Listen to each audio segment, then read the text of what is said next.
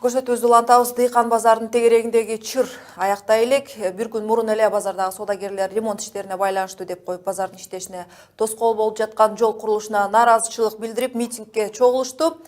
Кесиптешим Айгерим Жаныкул көчөт көчпөйт болуп жаткан дыйкандардын тегерегиндеги маселеге кыскача токтолот. Айгерим, биз билебиз, буга чейин базар мына көчүрүлөт деп шаардык мэрия маалымат таратты. Ал эмес, кайсы жакка жайгаштырылары айтылган. Биринчи нааразычылык ошондо жаралган болчу. Эмнеге кечеңдеп жатыптыр? Рахмат. Мен билип өтөйүн, Дыйкан базары негизи Ленин районуна караштуу эмес, ошондуктан ушул райондун администрация башчылыгы кечеңдеп жатат деген сөздөргө кошулбайт. Себеби дегенде башында пландалган ушул жолдорду оңдоо иштери башталгандыгы моюндайт. Алса ошол эле жанагы Фучик көчөсү да планга киргизилген. Ошол темир жолдун үстүндө эстакада көпүрөсү да курулмак. Айтор Бах көчөсүнөн баштап кечиресиздер Резиденция көчөсүнө чейин уланат экен жанагы курулуш иштери. Ошол эле убакта ушул жуманын аягына чейин 3-4 көчө жабылары буга чейин маалымдалган деп айтууда. Ал эми жогоруда болсо ошол жолдор ошол базардагы соода кылгандарга тоскоолдук жаратып жатат деп анан кечээ митингге чыгышкандыгы маалым. Ошондуктан башында биз белгилеп өтөлүк, буга чейин эле шаар башчылыгы бул базар туура эмес жерде жайгашкандыктан аны көчүрүү керек деген билдирүүсүн тараткан болчу.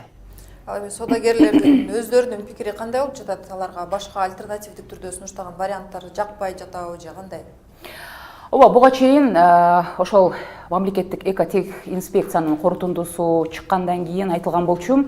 Альтернативдүү жол катары ошол Сары Өзөн анан Дордой Моторс базары сунушталган, бирок кечиресиздер, облустук кечиресиздер администрациядан билдиришкендей, бул шарттар 2-3 ай аралыгында ошол соодагерлер жогорудагы аты аталган базарларга көчүрүлүшү керек эле. Учурда башка маалыматтарга караганда ошол макул болгон адамдар, макулдугун берген адамдар учурда соода жүргүзүнүп уланып жатышат. Бирок ошол эле кезде соода жакшы болбой жатат, жана башка ушул сыяктуу жүйөлөрдү келтиришип, башында дагы бул биринчи жолу эле митингге чыгып жатышкан жок ал соодагерлер. Ошол базар жабылат жана башка жака көчүрүлөт дегенде дагы чоң нааразычылыктарды жаратып, жанагындай жүйөлөрдү келтиришкен болчу.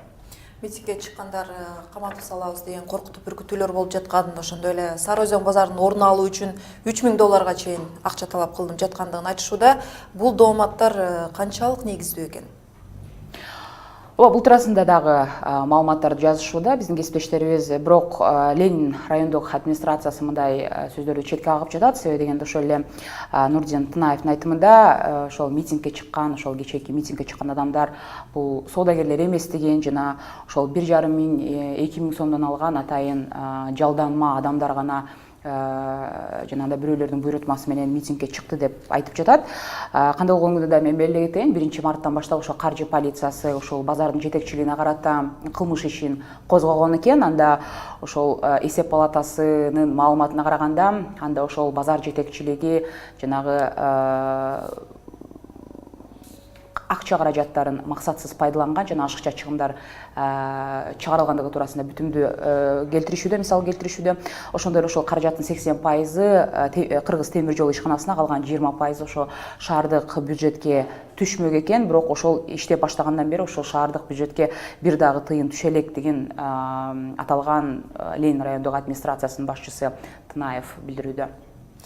Рахмат. Кесиптешим Айгерим Жаныкул Дыйкан базарынын тегерегинде жаралган нааразычылыктар тууралуу баяндады.